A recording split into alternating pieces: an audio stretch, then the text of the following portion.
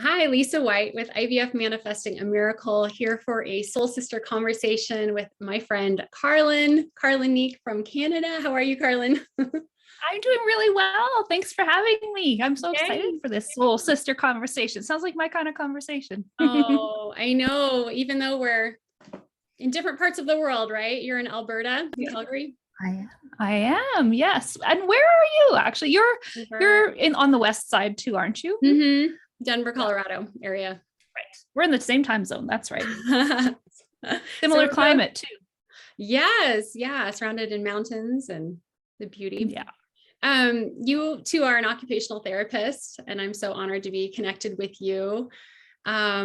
You have a mental health practice and an author of a new book that you launched. Was it in 2020 that you launched that? Yeah, it was just at the end of 2020, like the last couple of days of 2020. And actually, that's how we first connected, if I recall correctly. I was kind of throwing it out there, trying to figure out what to do. And you're like, well, let's talk. I published a book. And you were so helpful in that part of my journey. You're so welcome. Yeah, it's an honor. And just, I love that we're both kind of different, in a way, trailblazers, like spearheading just new paths and branching out from occupational therapy and utilizing our background in holistic care and wellness. And can you share a little bit about yourself and your background? Yeah, sure. Myself and my background is very like broad. 19 years. You've been doing OT for a while. Yes, since 2003.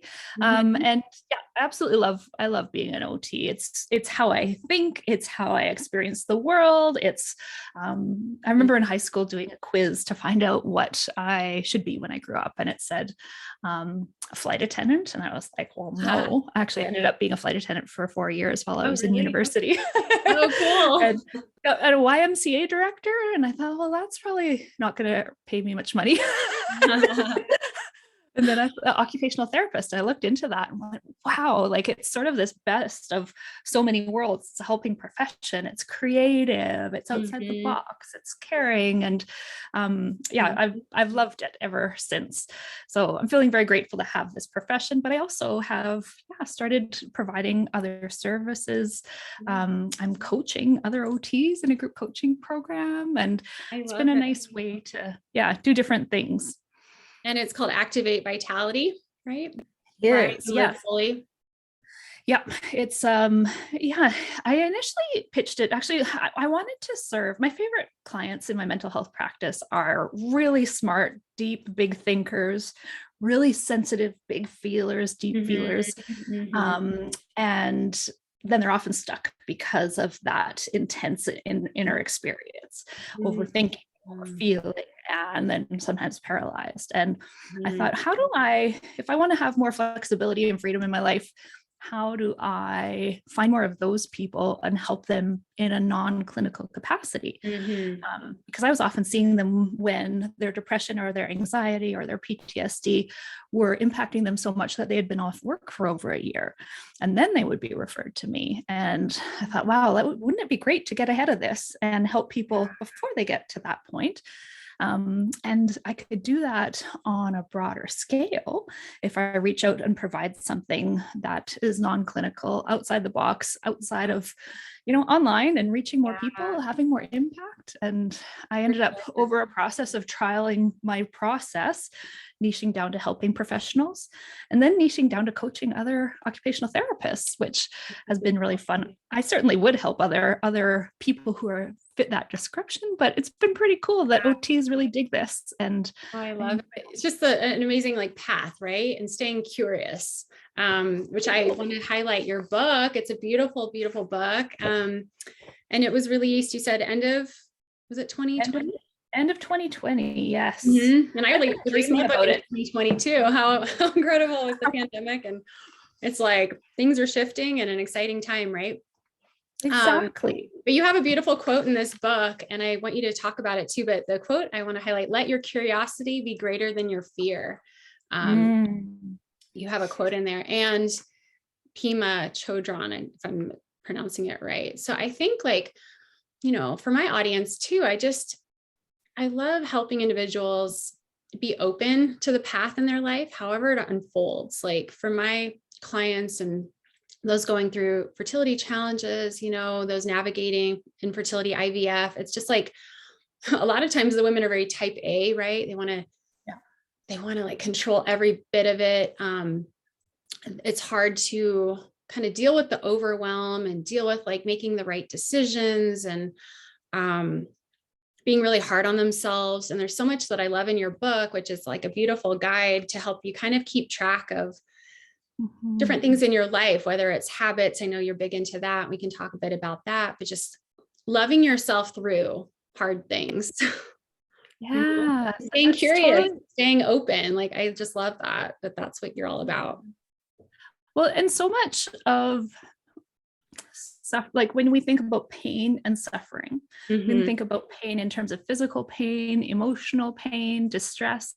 There's the primary pain source. So in this case, infertility, but we can apply this to lots of things. And it's this big, right? Infertility, that sucks. Like, there's no doubt about it, right? That's really hard. Yeah. And then you throw on it the suffering of struggling against it, right? And sort of that sense of it magnifies it, right? Yeah, it compounds it, exactly. And we teach this a lot in phys med around physical pain and chronic pain and depression and anxiety, right? And trying to reduce our suffering so that it might be closer in size to the primary pain can be really freeing. And I can relate to that type A, right? These women who tend to be very successple because managing all the things has worked. Right. You go after things you want, and you make it happen. And this is something you really cannot make happen. And when it's out of your control, they feel like, oh my gosh, like, how do I even get through this? Yeah.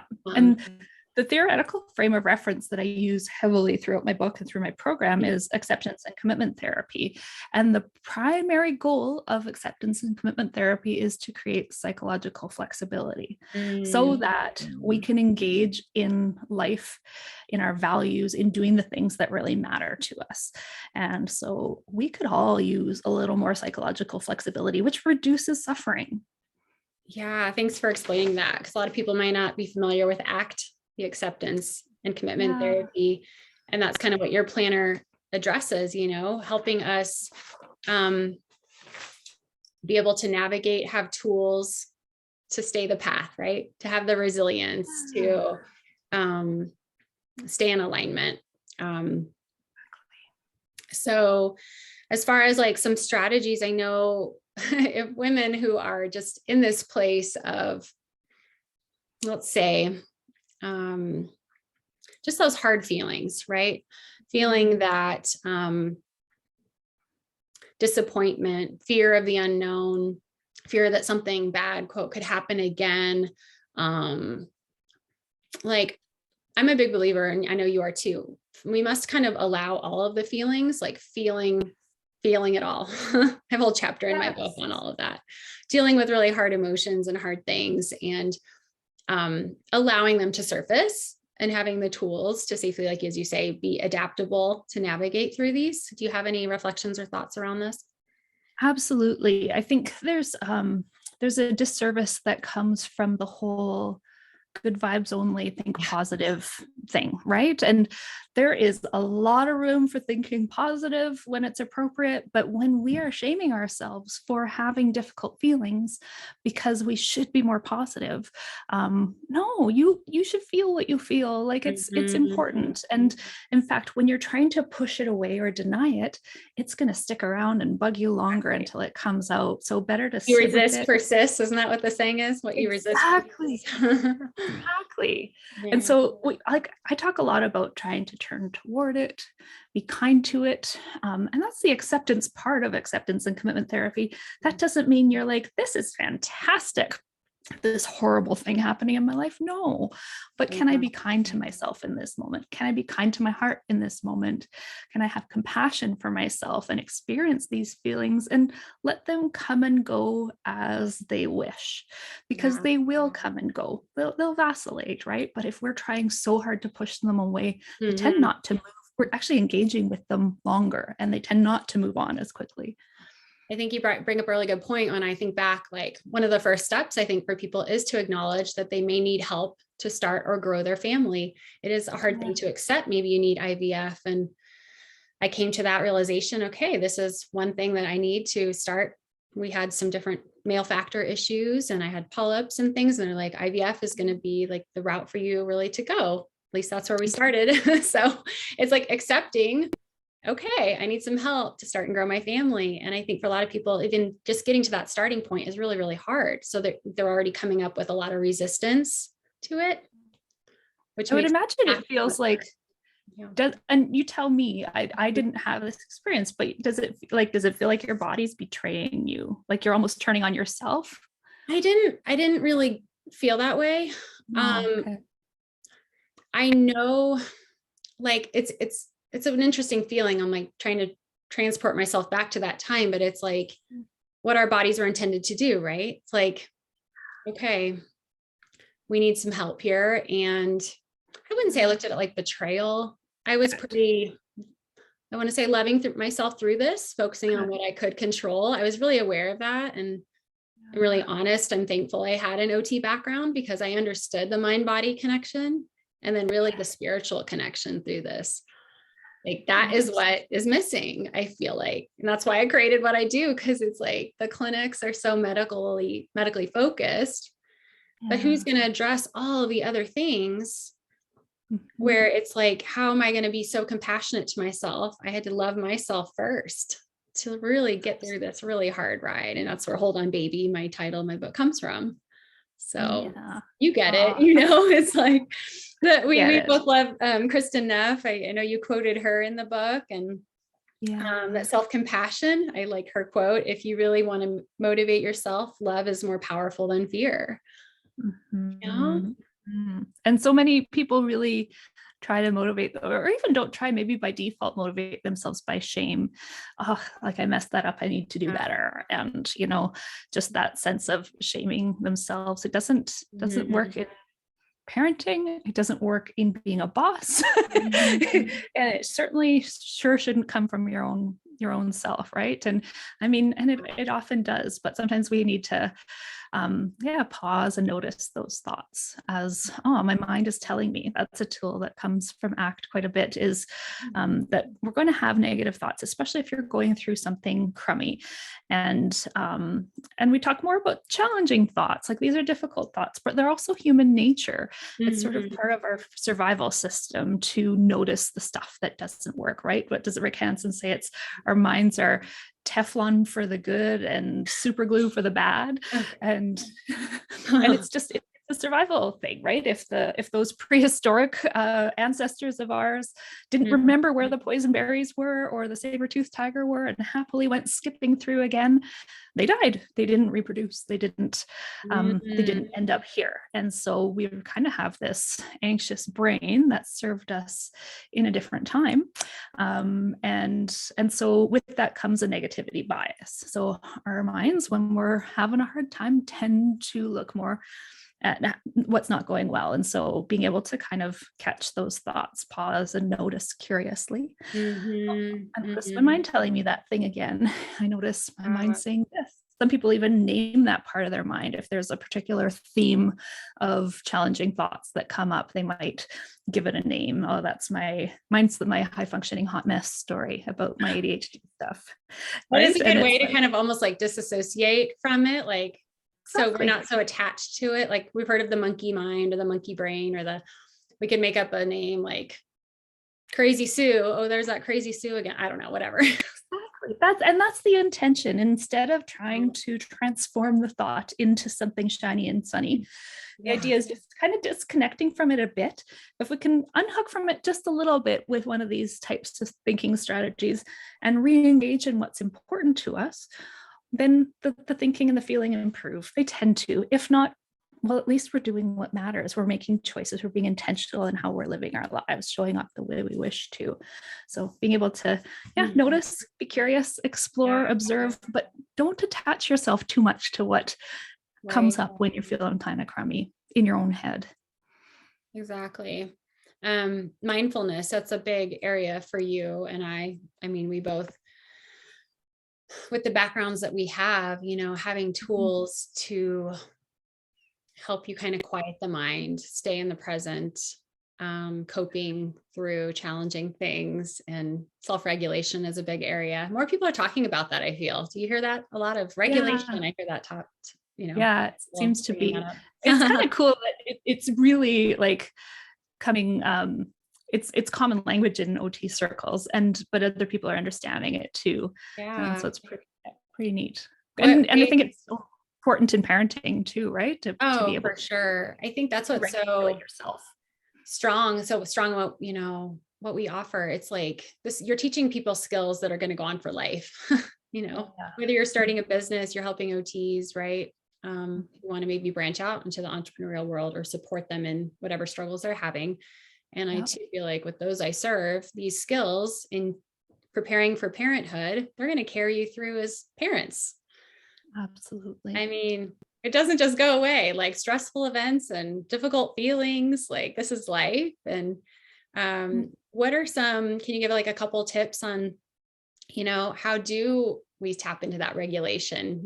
How do we tap into more coping through when things are just so overwhelming or stressful? Like where would you start people off at? I think it's important. I mean, sort of foundational is to be able to notice it before it's gotten away on you, because it's certainly easier to correct before you're at the level of breakdown, panic attack, shaking, not functioning, not focusing, be able to notice sooner and then kind of do it. I don't know. I like to have a little toolkit of things that work for me. And I think everyone's got their own kind of things that work for them. So I my home office is on a sunny side of the house. And so quite often I'll go stand out on the steps, take a few deep breaths, sit on the steps. Funny, we have a doorbell camera and my husband works from home since the pandemic. So he knows things aren't going well. Oh, you're out on the steps again. Yep. That's cute. Yeah. I mean, simple things, right? Breathing, getting outside. For sure. Nature's a big thing for me, a really big grounding thing, water in particular. And so sometimes it depends on how much of a reset I need or how much time I have. Like even just going out and pulling weeds for 20 minutes, it's like I can finish a little patch, feel some control over something, because quite often we do have that urge to control something when everything feels out of control. Feel good about it. Hands in dirt. There's a whole bunch of microbial good stuff and literally grounding yourself, right? Totally. Oh, I love it. It's so good. And it's like what you said, self-awareness. It is just bringing awareness, and every individual is so unique and different to what you need, what is going to help kind of bring you to a little calmer state or rev you up. Or I'm thinking back to my alert program training with kids, in schools. And it's like, it's the same principles for adults. It's like, what does your body need? And for my daughter, I love, like, she's learning these skills now. Like she'll say, I need to get my wiggles out, and she needs to go run around and finding her mindfulness and taking deep breaths. I mean, she's 4 years old. So it's like, we can't teach this early enough. And you can really like, I think people are so adaptable that everybody's probably got a set of healthy coping strategies that they use. They just don't even notice that that's it, right? And so does a person start pacing? Well, hey, guess what? Pacing, bilateral movement, that's rhythmic, is super calming for the nervous system, right? We're doing it intuitively. Some other people need deep pressure, right? And we'll go crawl under a weighted blanket or 10 blankets and hide from the world, but they need that sensory being wrapped up. I tend to have a bath because I really need to be in water. And quite often I'll turn off the lights. And my mom even says, as a teenager, I used to always like light a candle and have a bath. And that was me managing my sensory input. Right. And so it's great. I know. I love it. You and I are so aligned in that. Yeah. Baths, candles. We have a weighted blanket. I ask my husband for like tight hugs. At times I'll be like, just hold me. Yes. And asking for what we need is so key, right? Like, how about, there are a couple of things I want to talk about, like habits, right? I think it's often overlooked. We don't realize how much of the time, like what we're doing day to day, it really matters. It impacts the rest of the day. It impacts mindset and just our energy. And it does. Yeah. Yeah, like, so a lot of my mental health work had been with people who were off work because of their mental health challenges. And so when they were off work, they would get out of routine, and then the sleep cycles were off, and naps were happening during the day, and eating was happening whenever, and exercise, I don't even know when I could fit that in.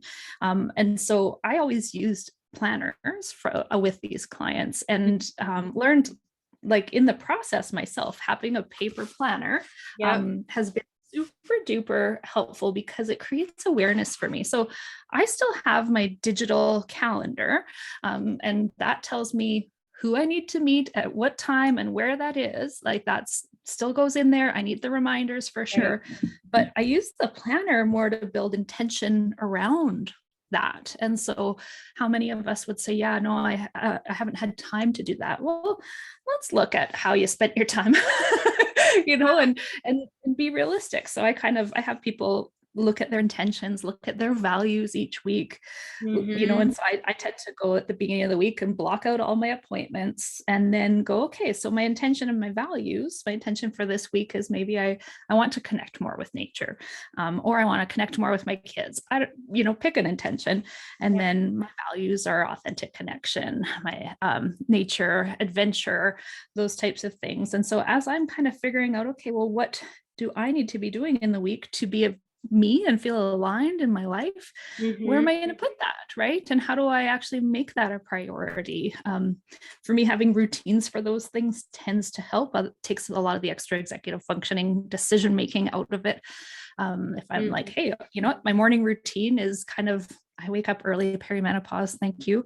And it's my quiet time. And so I've learned to embrace that, I kind of a few hours to myself, or have my coffee, I listen to some music, I maybe dance a little bit, I sit with my Yeah. planner, I listen to something inspiring, and those mornings feel awesome. I used to meditate on those mornings, and that fell out of habit. And I'm trying to honor that that's just where it was for a while, and it Yeah. can come back. But I was kind of pressuring myself on that. And I think, yeah, some hard stuff was coming up when I was meditating that I was like, I couldn't change at that point. And a lot of that stuff has improved. So I need to bring that back to my morning as well. But those routines help. And I'm really connected to myself in those morning times because nobody else has demands of me. Nobody is up trying to connect with me on the computer. My family's not up. The dog, she kind of wants something from me, but once I've fed her, she kind of leaves me alone. That's sweet. I've heard some good tips too, where it's like maybe not turning on your phone till a certain time of the day, or not scrolling right away in the first thing in the morning, or turning off your phone at a certain time. I think technology, like how wonderful it is, yet it's really disrupted a lot of patterns and habits. And a lot of people understand the endless scrolling. I know. And it's a numbing technique, right? When we're having hard feelings, or even it's uncomfortable waiting somewhere. Well, where's my Oh, phone? Oh my gosh, I have to sit here right? in a waiting room without my phone. I left it at home. Oh my gosh, what am I going to do? Just have to sit here with myself. True. It's so true. Yeah. No, I love how your book really breaks down kind of those two areas of the planning out your week and your days, and then reflection. So it's a good combination of both, which I really appreciate. Yes. Most of us only think ahead and don't look back and reflect on what Mhm. was. So I actually encourage people in the first 2 weeks to just write down what was. What did you do, without introducing any new planning, just to document your days and create an awareness, a baseline. And people Mhm. often kind of go, wow, I thought I wasn't very productive. And in fact, I'm doing a lot, maybe too much. Or some people go, wow, I don't like how much time I spent scrolling like that. I'm very Mhm. aware of that and ready to change Mhm. that. And so I have that built in too, like look back at the week before and what would you like to bring forward? And so I think there's something every 2 weeks that encourages you to look back and move forward intentionally. Does this align with your values? What's something you can do to connect more with what's most important to you? How do you want to be showing up in the Mhm. weeks ahead? No, it's so good for people just to kind of like slow down a bit in life and just be intentional about how they're living, where you're heading. Um, I'm really big on intention setting as well, because I just think having a clear idea of like what you're aiming for, what you're intending, It's so key. I tune into the new moon, a powerful time for intention setting. And do you set daily intentions for yourself? Do you set weekly more? Like, I'm just curious how you do it for yourself. More so weekly. Like I typically, I spend some time on the weekend kind of thinking about intentions for the week, but each morning I am sitting down with my planner and kind of looking at the day ahead and what's ahead and what's important. And because I've been living and working this way for so long, like considering my values in how I'm living my day always comes naturally. I don't have to really set time aside for that. And so it's kind of throughout, but yeah, I'm not sort of, and I'm a bit anti-SMART goals. You know, in OT school, we learned about specific objective, measurable. Yeah. And I prefer to kind of have more flexibility, right? And so if we need to adjust course partway along or something more meaningful came up, then that's great. And so sometimes with those intentions, if you know what, maybe my intention for the week was one thing, but today what's really important is something totally different. And as long as I'm living my values in and showing up the way I want to be showing up, then I'm kind of winning at life. You talk a lot about values, and share, how would you even guide someone when they're like, how do I even know what my values are, and where do I begin with that? What would you share? Actually, you know what, I'm going to, there'll be a guide. So I'm going to give you a link for a guide to share in the description with this, but there are a lot of different ways. So some people will do like a values checklist or values card sort, and you kind of say, okay, well, these values are most important to me. I find people struggle with that because it's like, well, how do I not check off the environment when the environment's actually really important to me? And of course it's really important, and being honest, of course that's really important, but my core values are actually about something different. And how do I not choose these virtues and things that should be important, should be central, but they're not guiding my life, right? And so is that kind of the key indicator, is like, are they guide how you're being guided in life, or like that? Well, so if we're thinking about, ultimately, I look at values, and this is kind of through an ACT lens, is what and who is most important to me in my life. And so how do I want to be showing up in this one precious life? What's most important? And if we think about it like a lighthouse, you know, the fog rolls in and you're sailing along, you lose sight, and then there's the lighthouse. The lighthouse are your values. And if you can be moving toward living those values, you're on track. You might not be all the way there, but if you're moving toward rather than away from them, then that's pretty good.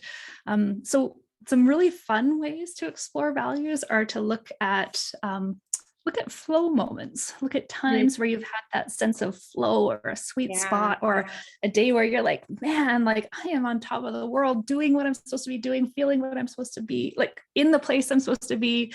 And what's going on? And if you can kind of think of a few of those and write the story, what was going on in that moment, who was there, what felt so good, and then you start to see a pattern that it's like, oh, okay, you know what, when I'm doing something more really creative, I'm most alive. When I'm having a deep connecting conversation with somebody that's really authentic, I'm most alive. When I'm traveling, I'm most alive. Travel's not really a value, but it's actually on my list of values because it encompasses a whole lot of things about openness and exploration and flexibility and new experiences and culture and all those things. So yeah, it's pretty fun. There's a few little values exercises in the download that it's a vitality guide, and then the planner takes you through that too. So kind of getting you to recognize as you notice how your day-to-day activities, the day-to-day things you're doing, the things you're engaging with, how those are impacting you.